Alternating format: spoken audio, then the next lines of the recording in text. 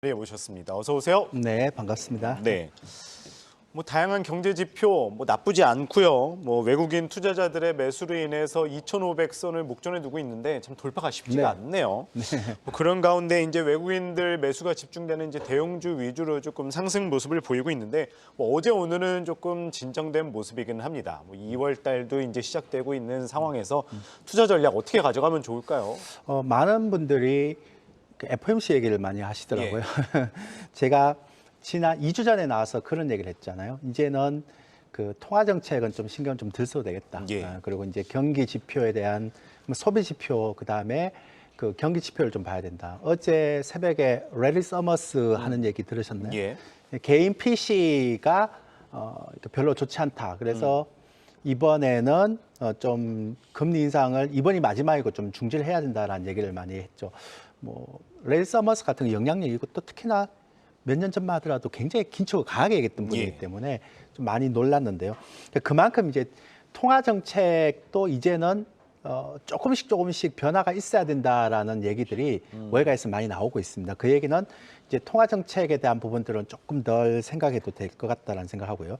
두 번째, 제가 지난주에 제가 설 연휴 때문에 안 나왔잖아요. 그런데 정말 많은 질문을 받았어요. 뭔 질문을 받았는가 하면 첫 번째 데이터를 한번 준비한 자료를 보시면 이건데요. 드디어 코스피에 작년 3분기부터 누적 외국인들이 16조를 샀습니다. 무지막지하게 사죠. 그러네요. 수출 증가율은 계속 마이너스 찍고 있는데 계속 사고 있습니다. 근데 기관들 보세요. 계속 팔고 있죠. 안 사요. 자, 코스닥 볼게요. 코스닥 보면 코스닥은 그래서 또 달라요.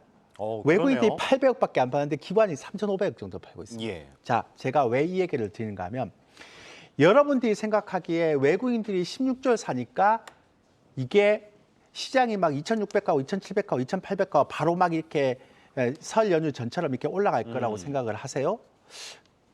왜 안 그렇습니까? 라고 얘기를 하더라고요. 그런 시장이 아니니까요. 그러니까 지금은 외국인들이 매수하는 그런 이유가 그런 시장이 아니라는 것 때문에 제가 말씀드렸던 부분들을 얘기 드립니다. 그런데 만약에 그런 시장이라면 어떻게 나와야 되는가 하면 작년 3분기부터 샀으면 적어도 올해 작년 3분기부터 시작해서 올해 1월까지 16조를 샀으면 외국인들이 샀던 종목들 수익률이 굉장히 많이 올라가야 되잖아요.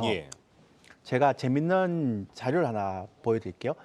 작년 그러니까 7월 달부터 3분기부터 샀으니까 7월 달부터 올해 1월까지 외국인들이 샀던 종목들에 대한 그 순매수 종목들을 봤거든요.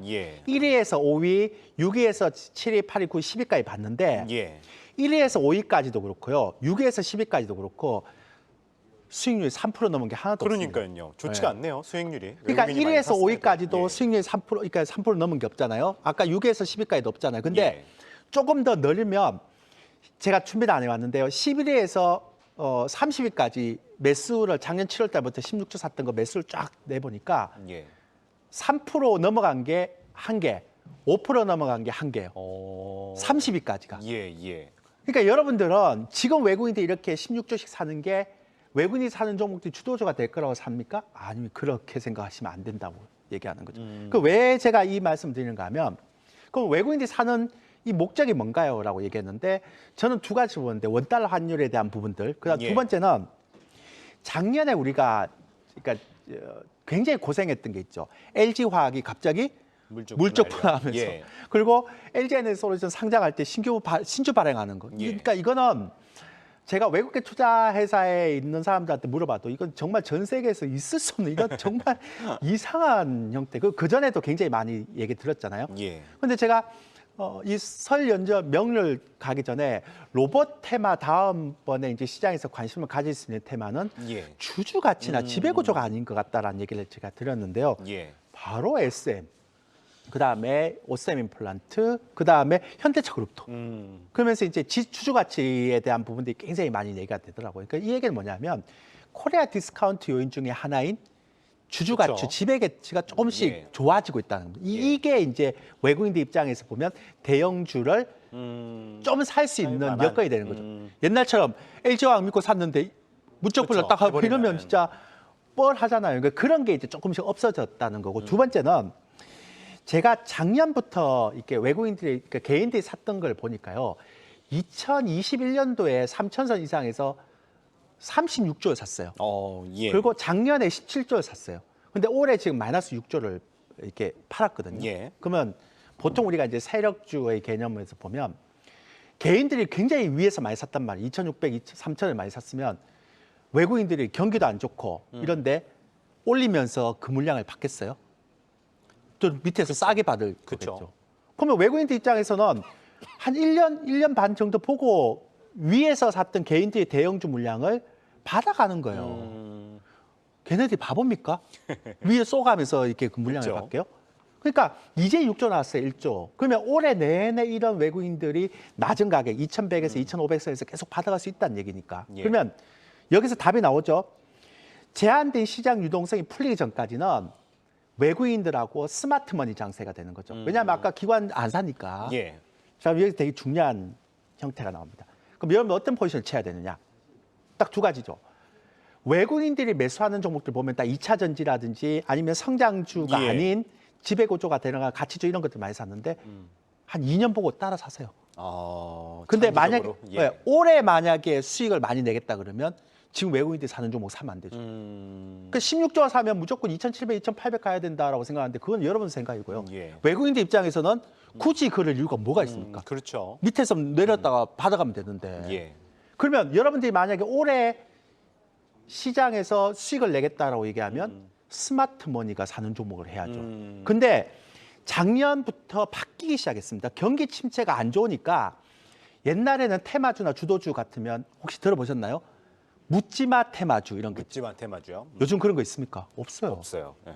경기 침체가 안 좋으니까 확실한 모멘텀을 갖고 가지 않는 형태의 테마주는 안 뜬단 말이에요. 작년에 네옴시티 그랬죠. 금양 그랬죠. 올해 로봇 관련 그랬죠. 그쵸. AI 갔죠. 중소비 관련했죠. 다 확실한 모멘텀을 갖고 가는 종목들만 가능했어요. 또 하나는 작년에 네옴시티가 130에서 한 140% 가니까 끝났어요. 올해 로보틱스 130% 넘었죠. 맞습니다. 그러니까 되는 놈은 그러니까 되는 종목은 한 두 달이든 세 달이든 끝을 보고 안 되는 종목들은 올렸다가 죽고 올렸다가 죽고 이런 장이에요. 그러니까 여러분들은 올해는 진짜로 압축 선별 집중해서 그 트렌드에 맞는 종목 따라가지 않으면 재미없어요. 힘든 거네요. 네. 네. 그게 지금 시장의 형태입니다. 그래서 시장 신경 쓰지 마시고 종목, 올해 트렌드에 맞는 종목이 무엇인가 이것만 보면 됩니다. 예, 알겠습니다. 뭐 트렌드에 맞는 종목들 선별해서 가지고 간다 말씀 주셨는데 뭐 아까 좀 전에 말씀하셨다시피 이 로봇 테마 이후에 이제 어떤 주도주가 와야 되냐 뭐 잠깐 언급을 하셨었어요. 이 주주 가치 환원을 하는 종목들을 봐야 된다 말씀해 주셨는데 좀 구체적으로 설명을 해 주시죠.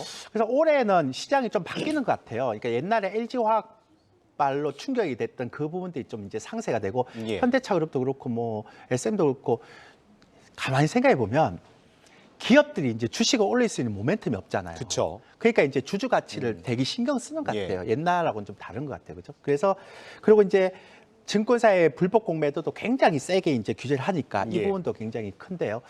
제가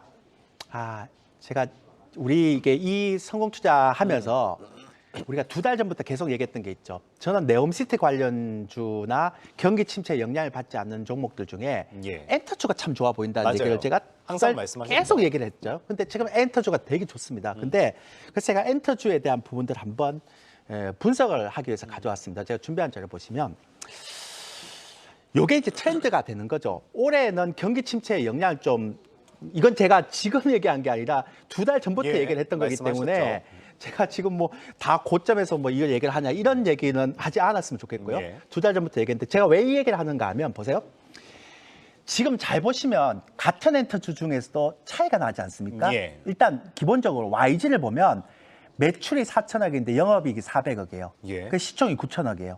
근데 영업이익률이 11.7이에요. 예. 제가 볼 때는 YG는 아무리 블랙핑크가 있어도 CEO 리스크나 사업 그쵸, 구조를 리스크가 너무 보면 많죠. 별로 안 좋아요. 지금 형태에서. 하이브를 보세요. 지금 SM 8천억에 1조 6천억이고 영업이 800억에 2조 3천억인데 시가총액이 SM보다 무려 3배가, 예. 4배가 더 높아요. 예. 과해요. 과하다. 비싸요. 그러니까 최근에 낙폭까지 길속반등이 올라오는 게 YG와 엔터지만 예. 연간으로 보면 SM하고 JYP가 굉장히 차지하고 있죠. 근데 최근에 SM보다 JYP는 너무 좋죠. 예. 왜냐하면 보세요. 매출하고 매출이 3,300억인데 영업이익 977억이에요. 예. 영업이익이 얼마 나옵니까? 30% 가까이 나오네요. 그러니까 왜 이런 현상이 일어날까요? SM은 저평가됐는데도 불구하고 라이크 기획으로 돈을 계속 그쵸. 빼버렸잖아요. 그리고 그 CEO 리스크가 있으니까. 근데 JYP는 제가 이걸 보면 다른 엔터주에 비해서 쓸데없는 사업을 안 한다는 한다. 얘기예요. 굉장히 효율적으로 한다는 거죠. 그러면 자, 그럼 내년에 어떻게 바뀌는가? 일단 라이크 기획에서 200억 빠지니까 1,100억 나올 거 아니에요. 예. 그러니까 전체적으로 카카오 엔터도 들어올 수도 있으니까 SM이 지금 저평가된 거 떨어지면 영업이익률 한 20% 올라오겠죠. 예. 그럼 이거 상승할 여지 있는 거죠. 그다음에 JYP는 이 영업이익이 계속되면 계속 올라오겠죠. 예. 결국 제가 얘기했던 것처럼 앞서 했지만 경기 침체기에 경기를 타지 않고 그다음에 저평가된 종목들을 상대적으로 보고 영업이익률이 잘 나오는 그래서 예. 엔터주를 본다면 JYP하고 SM밖에는 저는 없다. 이렇게 보는 거예요. 그러니까 이런 식으로 같은 섹터라도 그러니까 올해 트렌드가 뭔지를 섹터를 잡고 예. 그 엔터 중에서도 이 종목 기업 분석을 통해서 하나씩 가려내고 선별해야지만 해야 된다. 되지. 옛날처럼 엔터주 5개 다 잡아놓고 다 올라갈까 이러는 시장이 아니란 말이에요. 유동성이 안 되기 예. 때문에. 예. 예, 알겠습니다. 이 주주가치 제고 기업들을 주목할 필요가 있고 그 가운데 엔터주를 말씀을 해주셨는데요. 이 JYP와 SM을 이야기해 주셨습니다. 예, 오늘은 이 조일교 A1 리서치 대표 이야기 들어봤습니다. 말씀 고맙습니다. 예, 감사합니다.